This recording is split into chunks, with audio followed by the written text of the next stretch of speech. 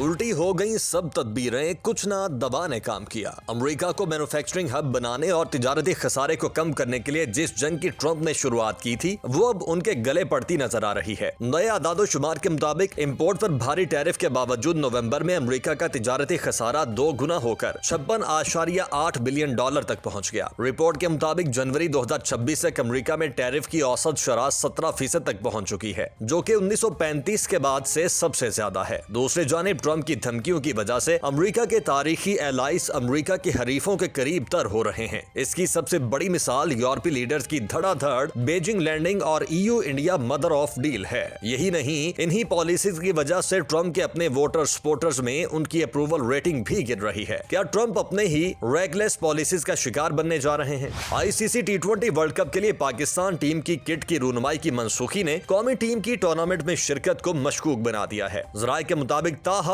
World cup میں پاکستان کی شرکت یا بائیکاٹ کا فیصلہ نہ ہونا بھی منسوخی کا سبب ہو سکتا ہے۔ حکومت کیا فیصلہ کرنے جا رہی ہے؟ ان تمام ایشوز کے ساتھ ساتھ بلوچستان میں دہشت گردی اور دیگر ملکی اور بین الاقوامی خبروں پر جانکاری دیں گے نجم سیٹھی۔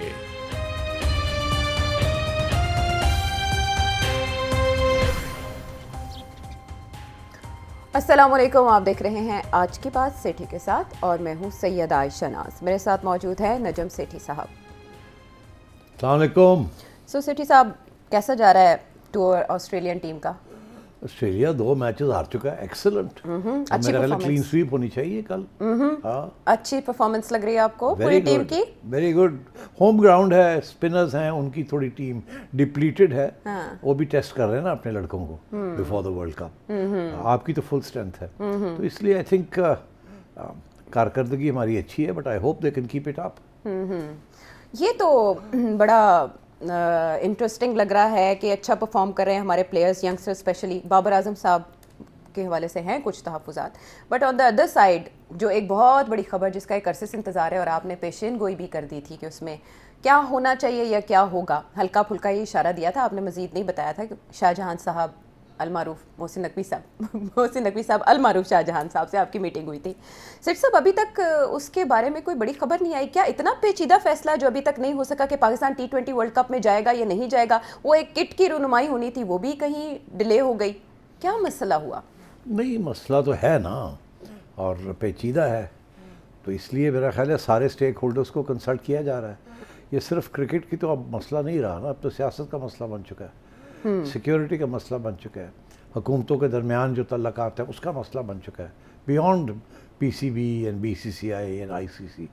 اور یہ سارے کے سارا اس وجہ سے کہ BCCI نے ICC کو ٹیک اوور کر لیا جی، اور اب BCCI اور ICC ایک ہی چیز ہے، اور اس لیے جو بھی پالیسیز ICC فالو کر رہا ہے وہ BCCI پالیسیز ہیں، اور جو BCCI پالیسیز فالو کر رہا ہے وہ نریندر مودی کی حکومت کی پالیسیز ہیں۔ جی، تو اس لیے پھر اب سیاست تو لے آئے ہیں، BCCI سیاست کرکٹ میں لے آیا ہے، اور پھر BCCI ICC میں گھس گیا اور ICC کو ٹیک اوور کر لیا، اور ICC میں ہمت نہیں ہے کہ وہ BCC کے سامنے کھڑا ہو، تو اس لیے یہ سارے مسئلے اب پیچیدہ ہوتے جا رہے ہیں۔ ہاں، تو اس کا مطلب ہے کہ جس طرح وہ کر رہے ہیں ICC کے ساتھ، ہم بھی ابھی وہی روٹ لیں گے ان کو آئینہ دکھانے کے لیے۔ لیکن سیٹھی صاحب، ایک بڑی ملاقات ہو گئی وزیر اعظم سے محسن نقوی صاحب کی، اس کے بعد ہم پریس کانفرنس کی امید کر رہے تھے کہ محسن نقوی صاحب بتا دیں گے ہم جا رہے ہیں یا نہیں جا رہے، پھر آیا کہ جمعے یا پیر والے دن اس حوالے سے فیصلہ متوقع ہے۔ آپ نے کہا سب اسٹیک ہولڈر سے مشاورت ہو رہی ہے، وزیر اعظم سے ہو گئی، اب کیا رہتا ہے؟ میرا خیال ہے ٹائمنگ از امپورٹنٹ۔ اگر آپ کا خیال ہے کہ فیصلہ ہو گیا ہے تو پھر ٹائمنگ بڑی امپورٹنٹ ہے، کس سٹیج پہ وہ فیصلہ سنایا جائے، سرپرائز کیا جائے، شاک کیا جائے؟ آپ دیکھیے نا، سرپرائز اور شوق میں بڑا فرق ہے نا۔ اب اس وقت تبصرے ہو رہے ہیں انڈیا میں بھی، ہر جگہ پہ بھی، مگر ایک بڑی انٹرسٹنگ چیز ہو رہی ہے نا، اسی لیے میرا خیال ہے یہ رکے ہوئے ہیں اناؤنس کرنے سے پہلے۔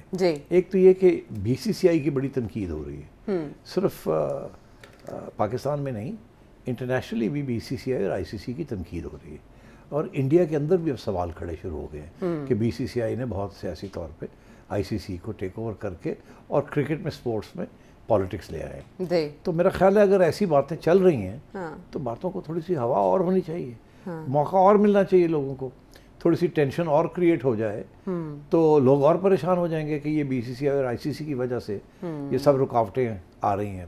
تو میرا خیال ہے اس قسم کی سوچ ہے کہ کیا جلدی ہے اناؤنس کرنے میں، تھوڑا تڑپتے ہیں تو تڑپنے دیں ان کو. یعنی آپ کہہ رہے ہیں فیصلہ ہو چکا؟ میں سمجھتا ہوں فیصلے ہو چکے ہیں, مگر ابھی یہ آپ کو میرا اپنا یہ خیال ہے, دیکھیے جو فیصلے ہوئے وہ تو نہیں بتائیں گے یہ, ٹھیک ہے نا, کیونکہ اگر انہوں نے شوق اینڈ آ کرنا ہے یا سرپرائز کرنا ہے تو پھر مجھے تو نہیں بتائیں گے نا, بیکاز میرے آگے تم بیٹھی ہوئی ہو اور تم میرے سے سوال کا جواب نکلوا لو گی. مشورہ لیا گیا آپ سے؟ نہیں میرے سے کوئی مشورہ نہیں لیا گیا. آپ ایک بار پہلے بتا کے تمہارا خیال ہے کہ اس طریقے سے تم میرے سے نکلوا لو گی, نہیں ایسی بات نہیں ہے. ارے یہ کیسے ہو سکتا ہے آپ سے بات ہو اور پھر کرکٹ پہ بات نہ ہو؟ نہیں ہو سکتا ہے بالکل. اچھا, میں اگر محسن نقوی کی جگہ پہ ہوتا تو میں بھی کسی کو نہ بتاتا کہ کیا فیصلہ ہوا, تو اس لیے اگر وہ نہیں بتا رہے کسی کو تو اچھی بات ہے, مگر میں سمجھتا ہوں میں اپنا تجزیہ دے سکتا ہوں, ٹھیک, میں حکومت کا نقطہ نظر نہیں دے سکتا, نہ ہی میں بتا سکتا ہوں محسن نقوی صاحب کے ذہن میں کیا ہے, ٹھیک ہے. تو اگر آپ اس کو ایک طرف کر دیں اچھا, اور اب میری بات سنیں کہ میں سمجھتا کیا ہوں, ہو سکتا ہے میں غلط سمجھ رہا ہوں کیونکہ پوری بات تو مجھے نہیں پتا, تو اب وہ سن لیجیے, تو پھر آپ بات آگے جو سوال نکالنا نکال لیجیے گا. کیا؟ دیکھیے میرا خیال ہے انہوں نے جانا ہے 2 تاریخ کو کولمبو, جی ٹھیک جی, 7 کو میچ ہے نا؟ ہاں, تو 2 کو جانا ہے, پھر وہاں ایکلائمیٹائزیشن ہونی ہے, یہ ہونا ہے وہ.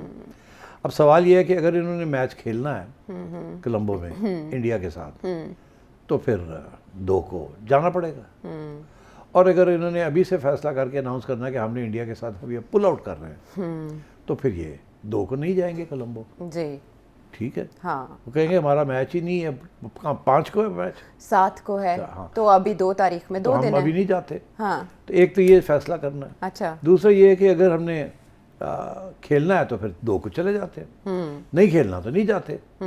مگر ایک اور فیصلہ بھی ہو سکتا ہے جی کہ 2 کو چلے جائیں اور وہاں جا کے پھر سوچیں کہ ہم نے کھیلنا ہے کہ نہیں کھیلنا, آخری وقت پہ فیصلہ کریں کہ ہم نے کھیلنا ہے کہ اس سے زیادہ بڑی ہیڈ لائن بن جائے گی. ہیڈ لائن کیا, میرا خیال ہے کہ وہ جو آپ بات کر رہے تھے شوق اینڈ آ, تو پھر اس وقت تک تو اور بھی بہت سی ٹینشن چلے گی نا آخری وقت تک. ہاں, اگر ابھی فیصلہ ہو جاتا ہے تو ٹینشن ہی کوئی نہیں, ٹھیک, اور اگر آخری وقت پہ فیصلہ ہوتا ہے تو پھر ٹینشن تو ہے نا, اور اسٹیٹمنٹ بھی بہت بڑا ہوگا پھر کھیلنے کا بھی یا نہیں کھیلنے کا بھی. تو میں اگر چیئرمین ہوتا تو میرا تو یہی فیصلہ ہوتا کہ میں ابھی کوئی فیصلہ نہیں اناؤنس کروں گا, میں جاؤں گا کولمبو. اچھا, اب جا کے دیکھیں گے کیا صورت حال ہے وہاں, انڈیا کا کیا رویہ ہے, ICC کا کیا رویہ ہے. اگر یہ ان کا رویہ ابھی بھی چینج نہیں ہوا تو پھر میں اپنا فیصلہ جو بھی ہے وہ سنا دوں گا, اور اگر رویہ چینج ہو رہا ہے یا کوئی آگے کوئی گنجائش نکلتی نظر آ رہی ہے تو پھر تو کوئی دوسرا فیصلہ ہوگا. تو آئی تھنک اگر آپ میرے سے کوئی پیشن گوئی چاہتے ہیں, پیشن گوئی چاہیے, تو میں یہ سمجھتا ہوں کہ یہ وقت آ گیا ICC کو سبق سکھانے کا اور BCCI کو سبق سکھانے کا. ٹھیک, تو اب کیونکہ بہت ہو گیا ہے, انہوں نے بڑے ہمارے ساتھ ہاتھ کیے ہیں, اب سری لنکا کے ساتھ شروع ہو گئے ہیں. یہ جو گورے ہیں ان کے پاس کوئی گٹس نہیں ہے, یہ کھڑے نہیں ہو سکتے صرف پیسے کی ہوا میں, یہ سارا وقت آگے پیچھے ہوتے رہتے ہیں انڈیا کے. تو اب وقت آ گیا کہ میرا خیال ہے کہ چیلنج کرنے کا, اس سارے جو آرڈر ہے نا, جو ICC/BCCI کا آرڈر, اس کو چیلنج کرنے کا وقت آ گیا ہے. چیلنج جب آپ کرتے ہیں تو پھر لاسز تو ہوتے ہیں اس کے اندر ٹیمپرری, اور پینلٹیز بھی ہوں گی, ظاہر ہے رولز ہیں, رولز آف گیم ہیں, سب ٹیمپرری چیزیں ہوتی ہیں. بعد میں اگر آپ حق میں کھڑے ہیں, انصاف مانگ رہے ہیں, تو کسی نہ کسی وقت ٹیبلز ٹرن ہو جاتی ہیں. اس وقت میڈیا, انٹرنیشنل میڈیا جو ہے وہ انڈیا کے خلاف ہے. کرکٹ, وہ سمجھتے ہیں کہ انڈیا بڑا حاوی ہو گیا اور انڈیا بڑی غلط قسم کے فیصلے کروا رہا ہے. اسی لیے اب انڈیا کے اندر جو جرنلسٹ ہیں ان میں سے ایک دو بہت اہم باتیں کر رہے ہیں. وہ تو ایسی بات کر رہے ہیں, وہ کہتے ہیں دبئی کے اندر جو ICC کا دفتر ہے وہ تو BCCI کا دفتر بن چکا ہے. یہ ان کے لفظ ہیں. تو اگر اتنی تنقید ہو رہی ہے تو اس کا یہ مطلب ہے وقت آ گیا ہے اس کو چیلنج کرنے کا. پہلے تو یہ بھی تسلیم نہیں کرتے تھے لوگ, اب انڈیا کے اندر لوگوں کو احساس ہونا شروع ہو گیا ہے کہ BCCI جو ہے یہ کوئی ہندوتوا ایجنڈا چلا رہی ہے اور دس از ناٹ ایکسیپٹیبل. تو اس لیے میں سمجھتا ہوں کہ ٹائم آ گیا ہے ٹو ٹیک اے اسٹینڈ. تو زیادہ سے زیادہ کیا ہو سکتا ہے کہ ایک ورلڈ کپ میں پاکستان شاید کوئی کارکردگی کر سکے, ٹھیک, اگر وہ انڈیا کو ٹیک آن کرتے ہیں فار بائیکاٹ تو ظاہر ہے پھر نمبرز کم ہو جائیں گے اور it will be more difficult to get into the semi finals. But I think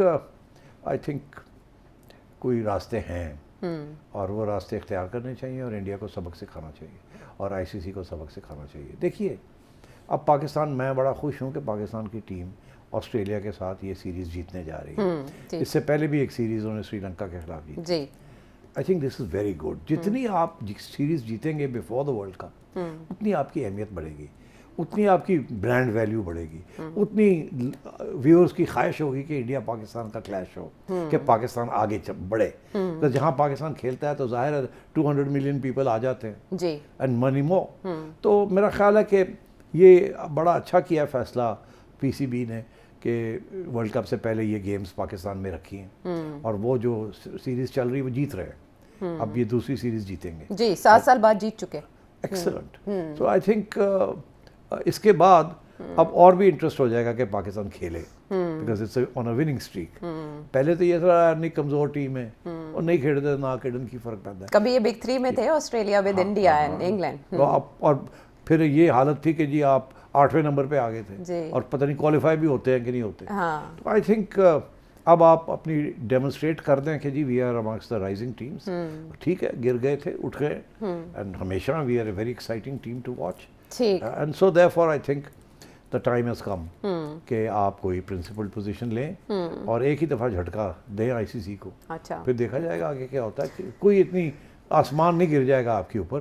یہ ضرور ہو سکتا ہے کہ اور لوگ بھی جاگ جائیں اور دیکھیں کہ یار یہ تو اس طریقے سے تو کرکٹ تباہ ہو رہی ہے, آئی سی سی تباہ ہو رہی ہے, اور کوئی نہ کوئی گورا ہے.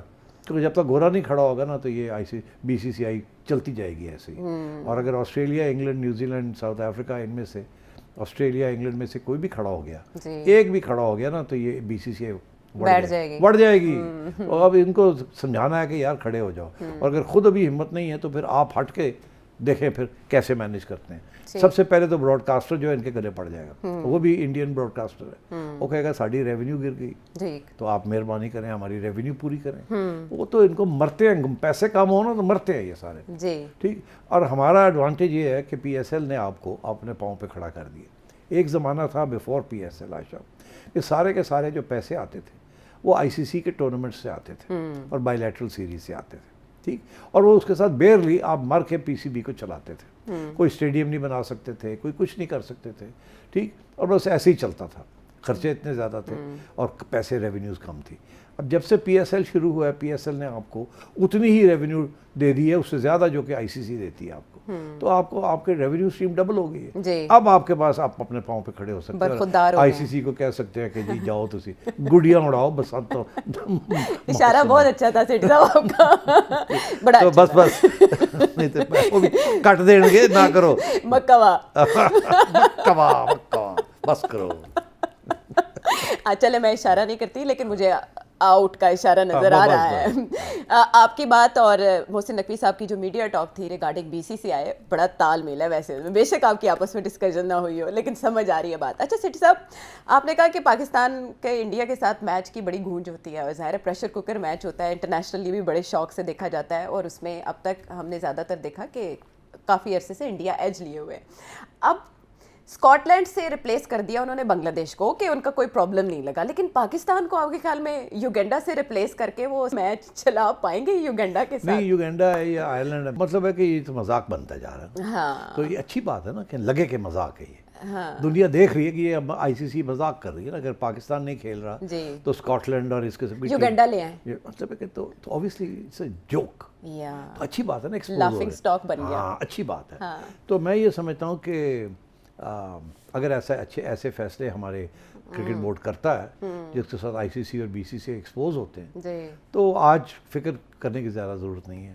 یہ آپ کی ٹیم بائی لیٹرل سیریز کے اندر you can prove yourself to be a great team, اور if that is the case تو پھر براڈ کاسٹرز بھی واپس آئیں گے, وہ بھی لڑیں گے آئی سی سی کے ساتھ کہ ہم نہیں افورڈ کر سکتے, we want India Pakistan match, we want India Pakistan match, اور آپ ڈبل اسٹینڈرڈز اپنے بند کریں.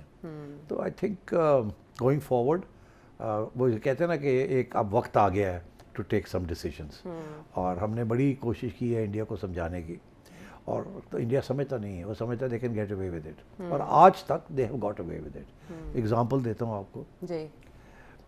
جب 2014 میں جب چیئرمین تھا تو ہمارا ایک معاہدہ ہوا تھا بی سی سی آئی کے ساتھ. ICC اس وقت BCCI کا جو ایکس چیئرمین تھا وہ ICC کا چیئرمین تھا سرینواسن صاحب. تو ان کے ساتھ یہ وہ اس وقت بگ 3 کی یہ گیم چل رہی تھی جی اور وہ چاہ رہے تھے کہ بگ 3 جو اس کے اندر 10 کے 10 فل ممبرس ہاں میں ہاں مرے. تو اس میں ہم رہ گئے تھے, ہم نہیں ہاں میں نہیں ہاں نہیں مان رہا تھا. تو جب 9 رہ گئے نا تو اس کے بعد 9 ہو گئے ان کی طرف. اب مجھے پتا تھا کہ یہ اب 9 پہ نہیں چھوڑیں گے, یہ چاہیں گے یونانیمس ہو. یہ ایک انالیسس تھا اچھا کہ یہ چاہیں گے کہ ہم آئیں اور کچھ نہ کچھ دینے کے لیے بھی تیار ہو جائیں گے. اس سے پہلے تو بات کرنے کے لیے تیار نہیں تھے نا, دھمکیاں ہی تھیں. تو فائنلی وہی ہوا کہ آخری سٹیج پہ آخری دن تو انڈیا والوں نے مجھے اپروچ کیا کہ آپ کیوں باہر بیٹھ رہے ہیں, ہم اس کے بغیر 9 تو ہو ہی گئے ہیں, پاس تو ہم کر ہی لیں گے, پاس تو ہو ہی گیا, وہ تو ہمیں 7 ووٹ 6 ووٹ چاہیے تھے, 9 مل گئے ہیں, اب باہر بیٹھ کے کیوں اکیلے بیٹھیں گے, کیا ہوگا, چھوڑے آ جائیں ووٹ دے دیں تاکہ سارے بیٹھ کے ہی ہو جائیں. تو اس وقت پھر ہم نے یہ فیصلہ کیا کہ انہوں نے کام تو کر لینا اپنا اور ہم اکیلے رہ کے بھی ہمیں کچھ نہیں ملنا. بنگلہ دیش بھی ان کے ساتھ تھا, سری لنکا بھی ان کے ساتھ تھا, سارے ایشین ممالک ان کے ساتھ تھے. تو میں نے کہا اچھا بھائی یہ بتائیں ہمیں آپ کچھ دیں تو صحیح کچھ, تو کیا چاہتے ہیں آپ. تو میں نے کہا کہ انڈیا پاکستان کی سیریز بند ہوئی بھی ہے, اس کو رینیو کریں. وہ آپ نے ہمیں آخری سیریز ہم کھیلی تھی, ہم نے آپ کے یہاں جا کے کھیلی تھی, تو آپ ہمیں 6 یا 8 میچز یو او اس دو, اور یہ میچز آپ ہمیں دیں تو اس بیسس کے اوپر آئی کم انٹو دس. تو وہاں نیگوسیشن ہو گئی, سب کچھ رک گیا جناب. 2 گھنٹے ہم بیٹھے رہے الگ اور نیگوسیشن ہوتی رہی, ڈرافٹس بنتے رہے. فائنلی جناب اگری ہو گیا کہ 2015 میں اکتوبر میں on the way to Australia India would stop over, کہ وہ دبئی میں رکیں گے اور ہمارے ساتھ 2 ٹیسٹ میچز اور پتہ نہیں 6 ون ڈیز اور T20s کھیلیں گے. اچھا اس کے ساتھ ہمارے ٹھیک ٹھاک پیسے بن جانے تھے اور اس کے ساتھ ایک ایگزامپل بھی سیٹ ہو جانا تھا کہ انڈیا پاکستان ایک دوسرے کے ساتھ اب کھیل سکتے ہیں نیوٹرل وینیو پہ. یہ تھا. تو وہ سارا سائن اینڈ سیل ہو گیا. ہم نے کہا ٹھیک ہو گیا. اب جب اگلا سال آیا تو یہ بھاگ گئے. اس وقت تک نریندر مودی کی گورنمنٹ آ چکی تھی, ٹھاٹھا ہو رہا تھا اور یہ بھاگ رہے تھے. تو انہوں نے ہم نے کہا کہ جی ہمیں تو گورنمنٹ اجازت نہیں دے رہی. تو ہم نے آگے سے یہ موقف لیا کہ یہ تو کانٹریکٹ میں لکھا ہوا ہے کہ یہ آپ پرائیویٹ پارٹی ہے, ہاں ہم گورنمنٹ کی پارٹی ہے, تو آپ کے اوپر تو گورنمنٹ لاگو نہیں ہوتی اور اس لیے آپ کو کھیلنا پڑے گا یہ. تو انہوں نے کہا نہیں جی یہ ہے وہ ہے فلانا. پھر ہم سے انہوں نے بات کی آپ کچھ اور لے لیں ہم سے, یہ کر لیں وہ کر لیں, اپنا حصہ تھوڑا سا بڑھا لیں. انہوں نے کہا نہیں. تو انہوں نے انکار کر دیا کھیلنے سے. تو وی ٹک دیم ٹو کورٹ. یہ بڑی انٹرسٹنگ آپ کو بات بتانے والا ہوں کیونکہ یہ آگے کام آئے گی پاکستان کی نیگوسیٹنگ ٹیم کے لیے, کیونکہ آگے اب دیکھیے گا میرا خیال ہے کچھ تھوڑی بہت لیگل جھڑپیں بھی ہوں گی. میں آپ کو کچھ پریڈکشن کر رہا ہوں. اچھا تو جناب ہم انٹرنیشنل کورٹ کرکٹ کورٹ پہ لے گئے ان کو اور وہاں فیصلہ ہمارے خلاف آیا. وہ 3 جج تھے گورے, 3 گورے جج تھے اور ہمارے خلاف فیصلہ آیا. اور فیصلہ کے لب لباب یہ تھا کہ اگر حکومت یہ کہتی ہے کہ آپ نے نہیں کھیلنا تو نہیں کھیلنا, باقی کوئی کانٹریکٹ اس کے اوپر پھر لاگو نہیں ہوتا. صحیح. اچھا اس میں یہ بھی تھا کہ اور بھی حکومتوں نے, آسٹریلیا, انگلینڈ نے کسی ملک سے دورہ کرنے سے پہلے وہاں کوئی ہیومن رائٹس کا ایشو تھا, کوئی یہ تھا کوئی وہ تھا, اور حکومت کا آرڈر اوبے کرتے کرتے انہوں نے نہیں گئے وہ. تو وہ بھی ایگزامپلس تھے اور سیکیورٹی کا بھی ایگزامپل تھا. تو ایونچولی یہی فیصلہ ہوا کہ جی جو بھی ہے اگر حکومت نہ کر دے تو پھر آپ نہیں کر سکتے. اس پہ بھی انفلوئنس تھا اس فیصلے پہ بھی انڈیا کا, مگر ہاں بالکل تھا کیونکہ یہ پہلی دفعہ یہ فیصلہ آیا تھا. دیکھیں انہوں نے مثالیں بھی اس سے پہلے یہ ICC کے ایک آئین کہتا ہے کہ حکومت مداخلت نہیں کر سکتی. تو یہ پہلی دفعہ ہوا کہ حکومت نے مداخلت کی, انفلوئنس شو ہوا, ICC نے اگری کیا اور انٹرنیشنل کورٹ نے بھی کہا جی ہاں ٹھیک ہے. تو یہ تو خود انہوں نے وائلیٹ کیا نا اپنا چارٹر. ہاتھی کے پاؤں میں سب کا پاؤں. تو اب یہ نہیں کہہ سکتے کہ پاکستان کو کہ اگر پاکستان یہ کہتا ہے کہ ہماری حکومت نے کہا ہم نہیں کھیلیں گے تو ہمیں کوئی جواز دینے کی ضرورت ہی نہیں ہے. یہ تو آپ نے خود کیا, آپ نے خود کیا اور آپ کے حق میں عدالت میں یہ فیصلہ پڑا ہے اور آپ نے یہ فیصلہ کروایا. تو اس لیے آئی تھنک یہ سب کو بات کا احساس ہے کہ اب مشکل ہو جائے گا انڈیا کے لیے پاکستان کو کرٹیسائز کرنا. بھائی نہیں پاکستان کی حکومت مانتی تو نہیں مانتی, ختم ہوگی بات. تو اب میرا خیال ہے کہ یہ بھی شاید سٹیج آ جائے کہ یہ اب عدالتوں میں یہ گھومے. آپ نے کہا نا کہ اگر ہم نہیں کھیلتے جی تو وہ فائن نہ کر دیں ظاہر ہے penalties کہ ہمارا ہوں گی، اتنا rules. نقصان ہو گیا ہے، آپ نے بتایا نہیں، آپ نے یہ نہیں پہلے جی. کیا، آپ تو مان گئے تھے سری لنکا کھیلنے میں، وہاں تو کوئی سیکیورٹی کا پرابلم نہیں ہے، تو اب آپ کیوں پل آؤٹ کر رہے ہیں، اس قسم کی باتیں ہو سکتی ہیں، سوال ہوں گے. ہاں. مگر اب تو وہ جو فیصلہ ہے وہ تو یہی کہتا ہے کہ اگر حکومت نے کہہ دیا ہے تو کہہ دیا ہے، اب چھوڑ دیں سیکیورٹی کا ایشو یا نان سیکیورٹی کا ایشو، بیکاز ہم تو نیوٹرل وینیو میں کھیل رہے ہاں تھے جی دبئی میں، جی. تو سیکیورٹی کا ایشو تو تھا ہی نہیں تھا. ہاں تو اس لیے this is where that decision is very important. اب میں سمجھتا ہوں پی سی بی جو ہے اٹس آرمڈ، ہتھیار ان کے پاس پورے ہیں، اور میرا خیال ہے یہ وقت آ گیا ہے چیلنج کرنے کا، اور ان کو چیلنج کرنا چاہیے، اور بھاڑ میں جائے آئی سی سی، بھاڑ میں جائے بی سی سی آئی. ایک دفعہ یہ کر کے دیکھ لیں گے، اگلی دفعہ ان سے نہیں ہوگا، اینڈ آئی تھنک اگلی دفعہ یہ ان کے گلے پڑ جائے گی بات، بیکاز یہ آئی سی سی افورڈ نہیں کر سکتا، بالکل نہیں کر سکتا. میں آپ کو بتاؤں آگے اولمپکس میں جانا ہے، پہلی دفعہ اولمپک کمیٹی نے کرکٹ کو انٹر کر دیا، انکلوڈ کر دیا. ہاں پہلے cricket was not part of the Olympics. The Olympics کا سب سے بڑا جو رول ہے وہ یہ نو گورنمنٹ انٹرفیئرنس. اولمپکس میں یہ اولمپک کمیٹیز جو ہوتی ہیں اس میں بیسکلی یہ ہے کہ نو گورنمنٹ انٹرفیئرنس. تو اب ان کو پیچھے ہٹنا پڑے گا، اگر اولمپکس میں لے کے جانا ہے آئی سی سی نے تو they have to be very careful کہ یہ ساری جو سیاست انڈیا کر رہا ہے اور بی سی سی آئی کر رہی ہے یہ ختم ہو، آن میرٹ پہ ٹیمز جائیں انٹو دی اولمپکس. تو آئی تھنک محسن نقوی تکڑے آدمی ہیں، عاصم منیر تکڑے آدمی ہیں، شہباز شریف بھی تکڑے ہو گئے نے، تو اللہ خیر صلی اللہ. میرا خیال ہے کہ منڈے کو آ جائے گا فیصلہ. نہیں، میرا خیال ہے آدھا فیصلہ آئے گا، آدھا شاید رہ جائے. بس اس سے زیادہ میرے سے مت پوچھیں، ان کو تڑپنے دیں تھوڑا سا، دیکھیں کیا ہوتا ہے. آپ نے اگلے جو پوائنٹس ہیں وہ بھی ہمیں بتا دیے کہ ایک اور مرحلہ اس کے بعد عبور کرنا ہوگا، اور یہ انڈیا کے لیے اصل میں امتحان ہے، کیونکہ بی سی سی آئی اور آئی سی سی کے ہم آپس میں جو ایک دیکھ رہے ہیں اس وقت مل کے جو اثر انداز ہو رہے ہیں کرکٹ کے اوپر، جس کی وجہ سے متاثر ہو رہا ہے یہ سارا ایونٹ، وہ کیا اثرات مرتب کر سکتا ہے. 2 تاریخ ہوگی پیر والے دن، اور سیٹھی صاحب نے کہا کہ اس دن ٹیم جاتی ہے نہیں جاتی. ایک میچ ہے نیدرلینڈس کے ساتھ، اور اس کے بعد 15 فروری کو جب انڈیا میدان میں اترے گا تو مقابل پہ پاکستان ہوگا یا یوگینڈا. اسی سے آپ اندازہ لگا سکتے ہیں میچ کتنا دلچسپ ہوگا. بہرحال یہ ہے کرکٹ پہ انالیسس. سیٹھی صاحب، جب پاکستان کے حالات اور محسن نقوی صاحب کی کرکٹ کی بات ڈسکس ہو رہی ہے تو وہ معاملات ڈسکس کر لیتے ہیں جو ہماری اندرونی سیکیورٹی سے متعلق ہیں. اور اس میں بھی ظاہر ہے جب پاکستان میں دہشت گردی ہوتی ہے تو ہم کیسے بھول سکتے ہیں اس میں ہندوستان کا کردار، فتنۃ الہندوستان. محسن نقوی صاحب نے یہ بتایا ہے بلوچستان میں جس طرح سے ایک فریش ویو آئی ہے اور مختلف شہروں میں ٹارگٹ کیا گیا ہے مختلف مقامات کو، جن کی ڈیٹیل سامنے آ رہی ہیں تو وہ ہوش رباں ہیں. اس میں جو بڑی تعداد شدت پسندوں کی بتائی گئی ہے وہ 80+ کے قریب اسپیکولیٹ کیا جا رہا ہے ود ان دیز ڈیز. صرف ایک دن کی نہیں، مختلف دنوں کی کارروائیاں جو سیکورٹی فورسز نے کی. سیٹ صاحب، یہ کیا حملے بتا رہے ہیں، ان کے محرکات کیا ہیں، اور یہ اچانک فریش ویو کیوں؟ دیکھیے، میرا خیال ہے پہلی بات تو اس بات کا احساس ہونا چاہیے کہ جب اس قسم کے حملے ہوتے ہیں، کوآرڈینیٹڈ اٹیکس اسے کہتے ہیں، یہ ایک حملہ نہیں ہے نا، کافی جگہ پہ جی بہت سے شہروں اس کا مطلب ہے اس کی کافی پلاننگ ہوئی ہے.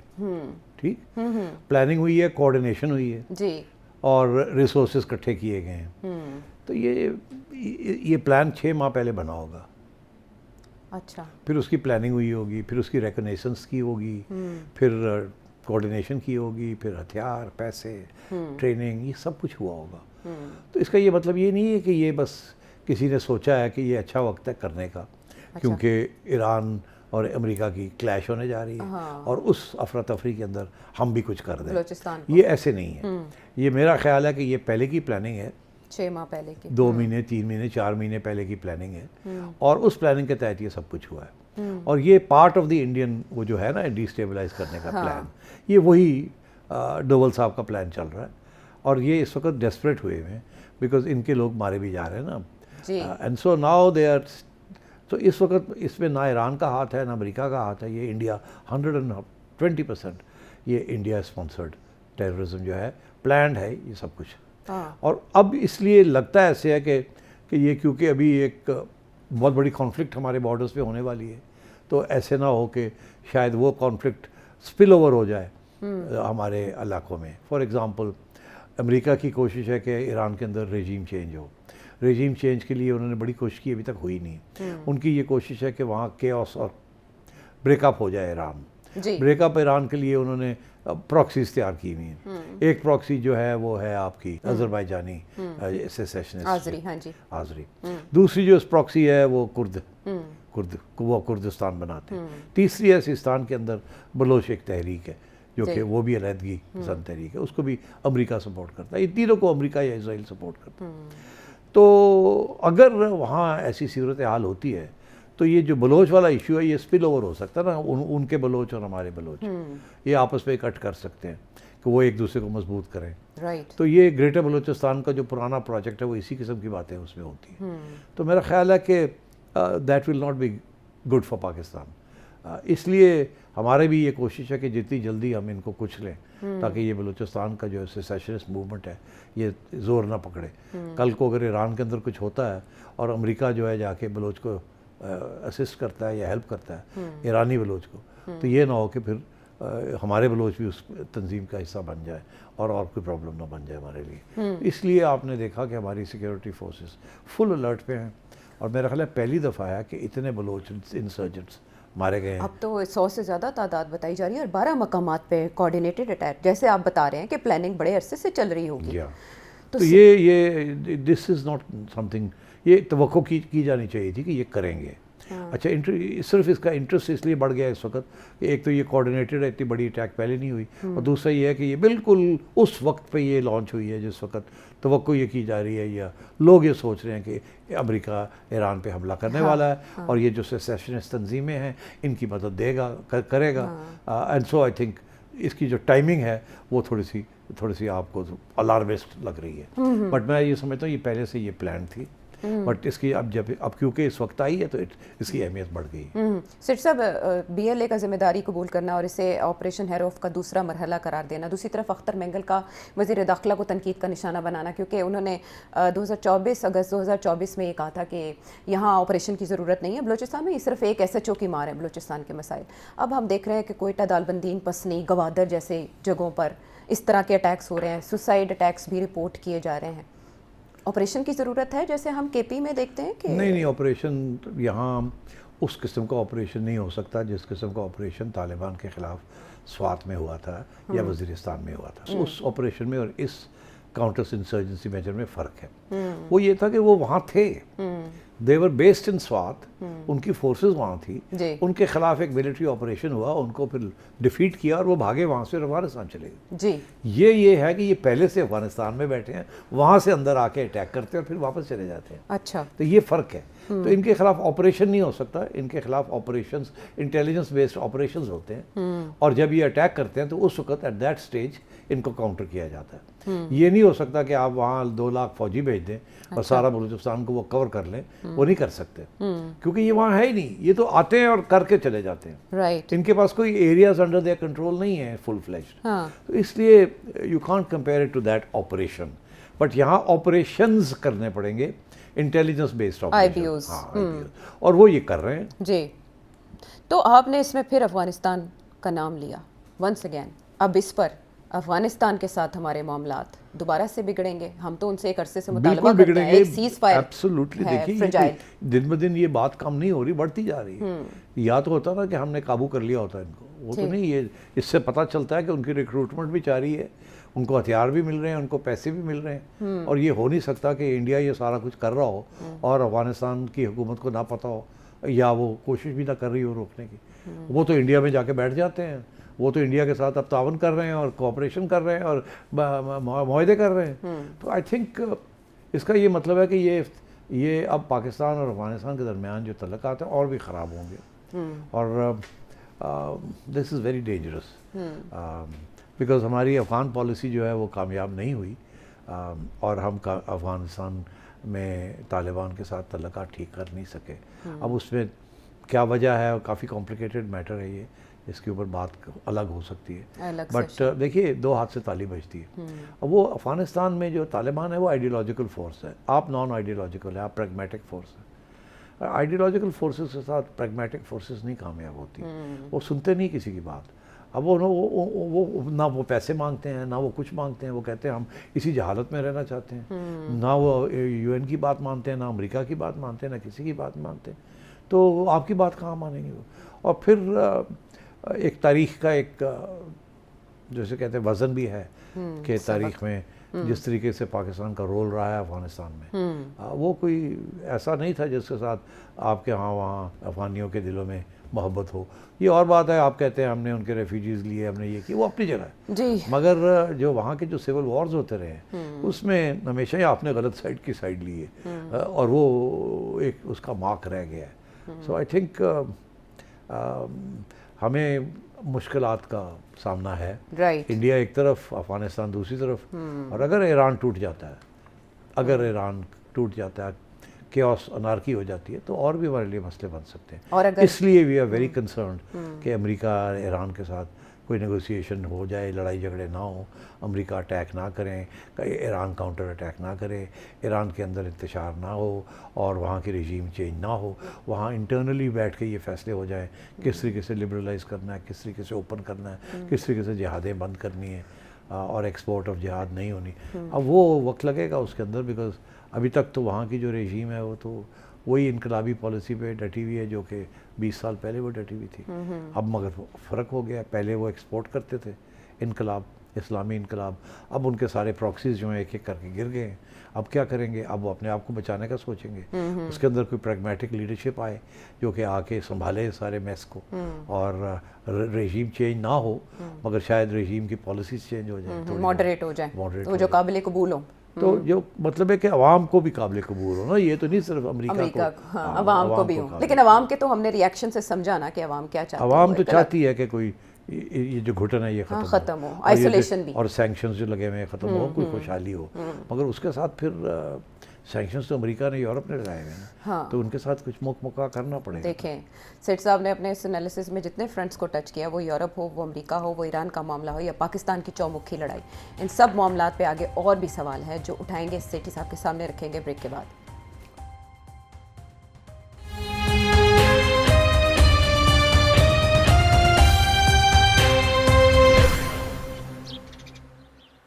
Welcome back to the show. और अब मामला ईरान पे हमले का जो तकरीबन हम 2 हफ्तों से देख रहे हैं कि धमकियों तक की महदूद है, लेकिन शिद्दत आई है उसमें। दूसरी तरफ ईरान भी बता रहा है, बावर करा रहा है कि ऐसा कोई रिस्क ना लें, बड़ी मुश्किल हो जाएगी आपके लिए। लेकिन सेठ साहब, हर तरफ तो यही बात हो रही है कि अमेरिका अपने अज़ाइम में कामयाब हो जाता है जब वो कोई इरादा करता है, रजीम चेंज करवा देता है। उसकी जो पावर है, मिलिट्री हो या पॉलिटिकल डिप्लोमेटिक, वो अपनी जगह पर हम फ़र्ज़ करें अगर जो मतलूबा नताइज अमेरिका को चाहिए वो नहीं हासिल होते, तो प्रेसिडेंट ट्रंप की सियासत पे उसका क्या असर होगा?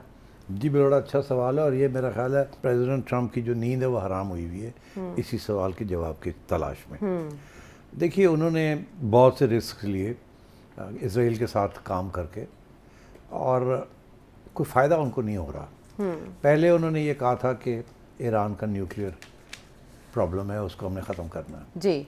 उन्होंने अटैक किया और फिर उसके बाद क्लेम किया कि जी वी आर विक्टोरियस, हमने उनकी तबाह कर दी न्यूक्लियर जी आर्सेनल। तो अगर ऐसी बात है तो फिर अब क्या जवाब बनता है, अब क्या तकलीफ़ है? अच्छा, तो अब तकलीफ़ ये है कि जी कि उनके पास मिसाइल्स बहुत ज़्यादा हैं। मिसाइल प्रोग्राम उन्होंने तेज़ी से उस पर काम किया उनके बकौल। अच्छा, ये मिसाइल्स बहुत ज़्यादा हैं, जी। अब इनको ख़त्म करना।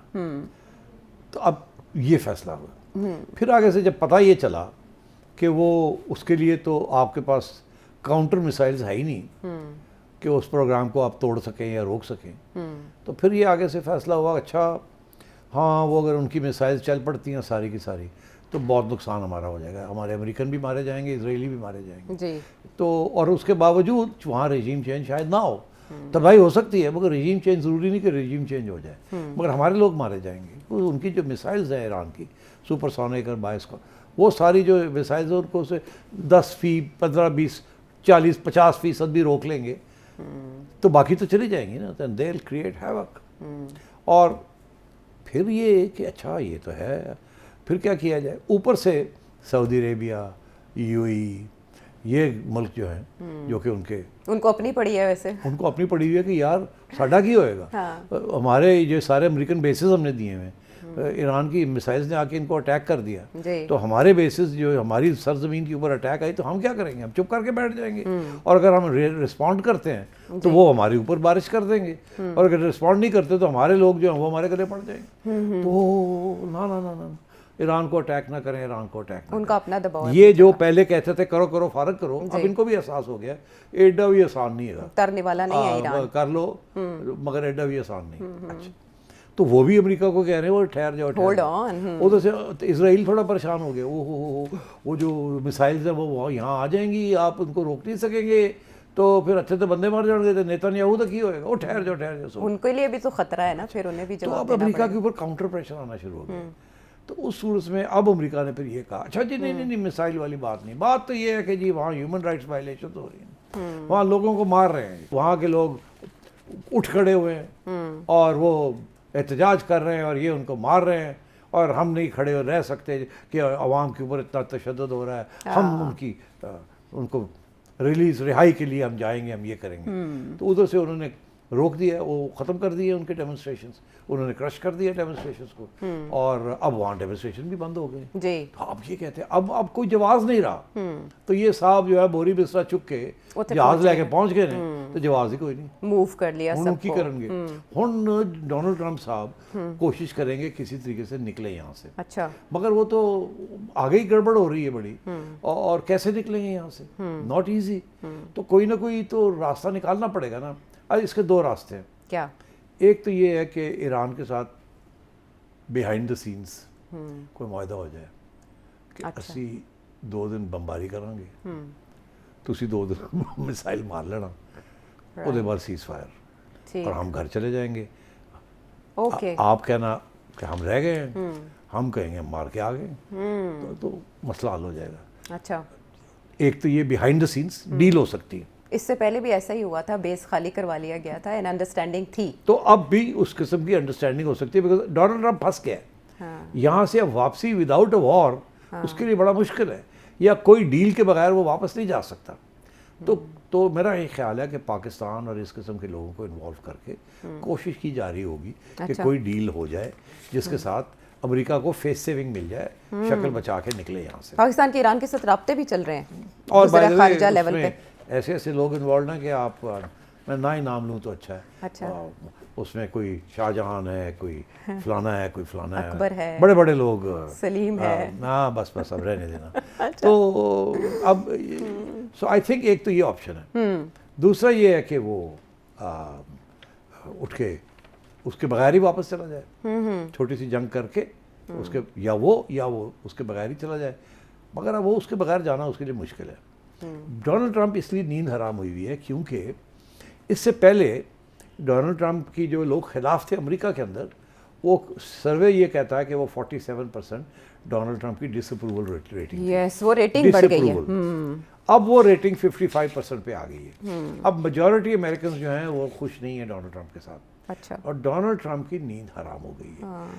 وجہ پہلی سوال تو یہ ہے کہ کیا وجہ کہ ریٹنگ گر رہی ہے. ایک تو یہ کہ یہ آیا تھا نو وار پیس پروگرام کے اوپر، اور ساری جگہ پہ جنگیں کر رہا ہے، اور پیس ویس مل نہیں رہی ہے کہیں، پہلی بات. دوسری بات اس کے ساری ٹیرف اسٹریٹجی جو اس کے گلے پڑ گئی ہے وہ کامیابی نہیں ہوئی. جس کے اوپر دھمکی دیتا ہے ٹیرف کی، وہ اٹھ کے چائنا چلے جاتے ہیں، کاؤنٹر پروڈکٹیو ہو گئی وہ تو، چائنا چلے جاتے ہیں وہ. اور یہی ہو رہا ہے نا، وہ الگ جی وہ ایک الگ ٹاپک ہے، مطلب فور ڈیلز بھی سب کو پتا ہے عوام کو کہ جی وہ انڈیا کے اوپر پریشر ڈالا تو وہ پیچھے نہیں ہٹے، اس کے اوپر پریشر ڈالا ہے یورپ کے اوپر، وہ اٹھ کے چلے گئے ہیں. چائنا کی کینیڈا کے اوپر ڈالا ہے وہ اٹھ کے چلے گئے، وہ بھی چائنا، وہ بھی چلے گئے. اب برکس کے اوپر ڈال رہے ہیں، برکس والے جو ہیں وہ بھی کھڑے ہو گئے ہیں، وہ کہتے ہیں کہ ہم اپنی کرنسی بنائیں گے. انہوں نے کیا کیا، چائنا اور جاپان اور اس قسم کے جو ایلائز اینڈ اینیمیز، انہوں نے امریکن سیکیورٹیز جو انہوں نے رکھی ہوئی تھی، جو قرضے دیے ہوئے تھے امریکہ کو، وہ بیچنے شروع کر دیے ہیں. جس کی وجہ سے امریکہ کا جو انٹرسٹ ریٹ ہے اس کے اوپر پریشر بڑھ گیا کہ انٹرسٹ ریٹ کو بڑھایا جائے تاکہ لوگ زیادہ کمائیں اس کے اوپر. اور یہ چھوڑ رہے ہیں، اور یہ لوگ چھوڑ جو رہے ہیں، یہ دس از اے سگنل کہ dollar is going to decrease in value. تو وہ تو الٹا گلے پڑ رہا ہے ان کے اوپر سے. انفلیشن جو ہے بیکاز مہنگی ہو رہی ہیں چیزیں جو باہر سے آ رہی ہیں، وہ آلریڈی اس کے اوپر عوام کے لیے وہ ایک بوجھ بنتا جا رہا ہے. پہلے 4%، 6%، 2-3% انفلیشن تھی، اب 6% پہ چلی گئی ہے، اور آگے جائے گی اگر آپ نے یہ ٹیرف وار چلائی ایسی چلائی. تو ڈونلڈ ٹرمپ کی ریٹنگ گر رہی ہے. رائٹ. اور آخری پوائنٹ اس میں یہ ہے کہ جو منیسوٹا میں جو آئس والوں نے کیا ہے، جس طریقے سے لوگوں کو پکڑ کے مار کے اور ڈپورٹ کرنا چاہ رہے ہیں, وہ ایک بہت بڑا ری ایکشن آ گیا امریکہ میں جی کہ یہ یار ہمارے ملک میں تو ایسے کبھی ہوا نہیں. اور ہو یہ رہا ہے کہ فیڈرل گورنمنٹ اور پروونشل گورنمنٹ جو ہے, یہ اسٹیٹ گورنمنٹ کے درمیان ایک کانٹرڈکشن اور ٹینشن آمنے سامنے آ چکی ہے. میئر اور گورنر للکار رہے ہیں پریزیڈنٹ ٹرمپ کو کہ اس کو نکالیں. اور ایون ریپبلکنز جو ہیں جو ڈونلڈ ٹرمپ کو سپورٹ کرتے تھے وہ بھی اس کے خلاف ہونے شروع ہو گئے کہ یہ کیا کر رہا ہے ڈونلڈ ٹرمپ. تو میں یہ سمجھتا ہوں Donald Trump is in trouble. اور اس نے خود ایک بیان دیا ہے جس میں اس نے یہ کہا کہ اگر یہ مڈ ٹرم الیکشنز آنے کانگریس کے, اس وقت دونوں ہاؤسز اپر اینڈ لوور یا سینٹ اینڈ ہاؤس آف ریپرزینٹیٹیوز دونوں جو ہیں وہ اس وقت میجورٹی ہے ریپبلکنس کی, ہلکی سی میجورٹی, ہلکی سی ہے جو سلپ ہو سکتی ہے. تو یہ فکر یہ تھا کہ ایک ان میں سے جو ہاؤس آف ریپرزینٹیٹیوز ہے وہاں شاید ڈیموکریٹ سب اپنی میجورٹی لے لیں, مگر سینٹ ابھی بھی بڑی تکڑی ہے, وہاں ٹھیک ٹھاک ریپبلکنس کی ہے. تو ڈونلڈ ٹرمپ کو یہ فکر ہے یہ نہ ہو کہ دونوں گھر جو ہیں اس کے ہاتھ سے نکل گئے. دونوں گھر گئے نہیں تو یہ امپیچ ہو جانا ہے. اور یہ ایران سے اس کا کتنا تعلق, ایران کے ساتھ ہی سارا کچھ تو شروع تو یا داخلی پالیسیز ان کی. دیکھیے داخلی پالیسیز الگ تھی, ٹیرفز الگ تھے, ایران الگ تھا. ٹیرفز پالیسی فیل, داخلی پالیسی فیل, ری ایکشن آ گیا جس طریقے سے یہ ہینڈل کر رہے ہیں. ایران پالیسی کامیاب نہیں ہو رہی ابھی تک کامیاب نہیں ہو رہی, اور انفلیشن بڑھ رہی ہے, ڈالر کمزور ہو رہا ہے. تو ڈونلڈ ٹرمپ کی حالت خراب ہونے جا رہی ہے. اور آج کی یہ خبر ہے کہ ایپسٹین فائلز میں سے بھی کوئی میرا خیال ہے پتہ نہیں کتنے لاکھ یا ملین 30 لاکھ فائلز ریلیز, اچھی خاصی فوٹوز بھی اور ویڈیوز بھی تھاؤزنڈز میں ہیں. یہ ڈیٹا کیسے سامنے آ رہا ہے اور کہا جا رہا ہے کہ یرغمال ہو رہے ہیں پریزیڈنٹ ٹرمپ ایپسٹین فائل کے اٹیک کرو اسرائیل کے ہاتھوں, یرغمال بنائے جا رہے ہیں. بالکل ہو گئے نا. اب یہ بات یہ ایپسٹین فائلز بھی چلے گی ساتھ ساتھ. منیسوٹا کی آئس کے جو ہائی ہینڈڈنس ہے جو زیادتی کر رہے ہیں وہ بھی چلے گی. ایران کی اوپر کوئی قابو نہیں پایا جا رہا. اسرائیل جو ہے وہ دھن آ رہا ہے مگر اسرائیل کے پاس بھی اب کچھ نہیں ہاتھ میں. یہ پیس فورس جس کی طرف بڑی توجہ دی جا رہی تھی غازہ میں وہ بھی نہیں بن پا رہی ہے ان سے. ادھر بھی لوگ من کر رہے ہیں کہ ہم آئیں گے مگر نہیں آئیں گے. کوئی اسرائیل کہتا ہے آپ نہیں آ سکتے. یہ تو یہ سب چیزیں چل رہی ہیں. ڈونلڈ ٹرمپ انریول ہو رہا ہے.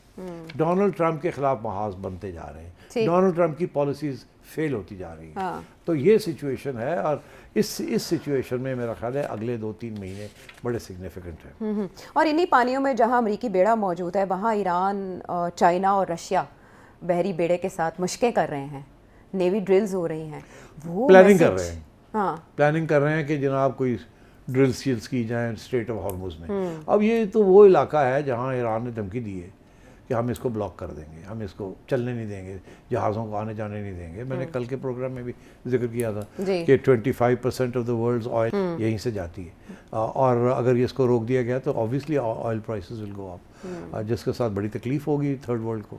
اور یہ جو ایران کے جو امریکہ کے جو الائز ہیں like UAE and Saudi Arabia and Iraq, ان کو تکلیف ہوگی because their oil sales will fall. تو اس لیے I think all round Donald Trump جو ہے وہ فیل ہو رہا ہے. اینڈ جو اصلی سوال کھڑا ہونے جائے گا, آج نہ کریں میرے سے, یہ کل پہ رکھ لیں یا اگلے کسی پروگرام پہ رکھتے ہیں کہ ڈونلڈ ٹرمپ کے جو دوست ہیں اس وقت, جب ڈونلڈ ٹرمپ فیل ہوگا تو ان کا کیا حشر ہوگا. بس آگے آج نہیں اس سے زیادہ بات کرنی, پھر آگے دیکھا جائے گا. ٹھیک ہے. بڑا مبہم سا تھا یہ جملہ کہ پریزیڈنٹ ٹرمپ کے دوستوں کا کیا ہوگا. چلیں آئندہ پروگرامز میں اس کو ڈسکس کریں گے. ایران کی بابت محمد النور نے ایک کوشچن کیا تھا تحسین تاثیر نے اسلام آباد سے, اور اس کے علاوہ راہیل انگلینڈ سے اسی جنگ سے جڑے متوقع جنگ جو ہونے جا رہی ہے آپ کے سوالات تھے. امید ہے آپ کو جواب مل گیا ہوگا اس انالیسس میں. مزید سوال شامل کریں گے ایک بریک کے بعد.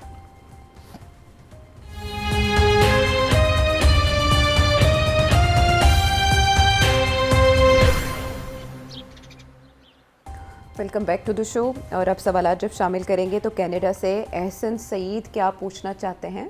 سیٹی صاحب, وہ کیا وجوہات ہیں جن کی وجہ سے سعودی عرب اور امارات کے تعلقات میں دراڑ آ گئی ہے؟ حالانکہ ایک وقت وہ بھی تھا کہ جب نواز حکومت نے سعودیہ کے کہنے پر یمن فوج بھیجنے سے انکار کیا تھا تو اس وقت سعودیہ سے زیادہ متحدہ عرب امارات نے اس پہ ری ایکشن دیا تھا. تو آج اب وہ کیا وجوہات ہوئی جن کی وجہ سے ان دونوں کے تعلقات اتنے سرد موری میں چلے گئے, حالانکہ دونوں کے حکمران بھی وہی ہیں جو پہلے تھے؟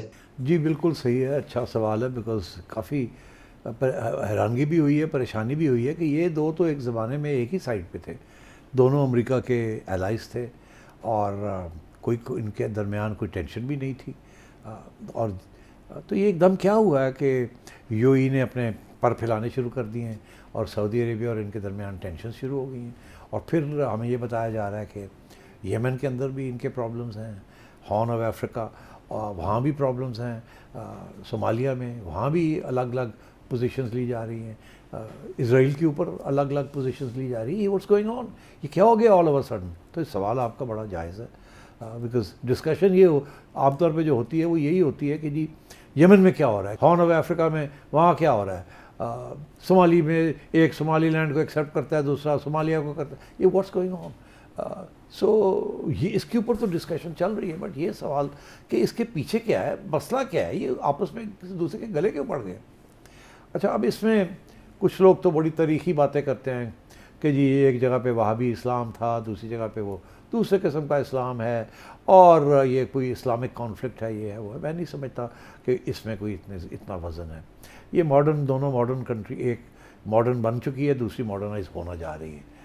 یو اے ماڈرن بن چکی ہے اور سعودی عربیہ جو ہے اب under M B S modern ہونے جا رہا ہے. ماڈرن سے مراد یہ development oriented, not Islamic export oriented, not Wahhabism, but economic development and a player.